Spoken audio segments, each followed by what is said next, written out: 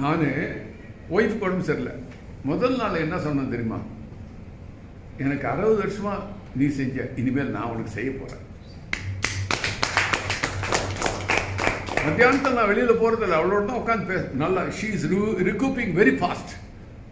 அவன் பையன் பெரியவன் சின்னவன் 2 பேரும் அக்கறையோடு பார்த்துக்கிறாங்க. இத்தனை நாளாக யாருமே அவளை கவனிக்கலை. ஏன்னா ரொட்டீனாக போயிட்டு இருந்தது எல்லாம். அவள் தனிமையில் இருந்தா. இன்னும் சொன்னால் படுக்கிறது நான் மாடியில் படுத்துப்பேன், அவள் என்னால் வர முடியாது கீழே படுத்துப்பா. பட் இப்போ எல்லாமே மாறி போச்சு.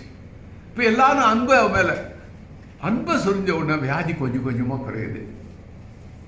Diseases comes not because of diseases, it's because of your mental inability to manage things.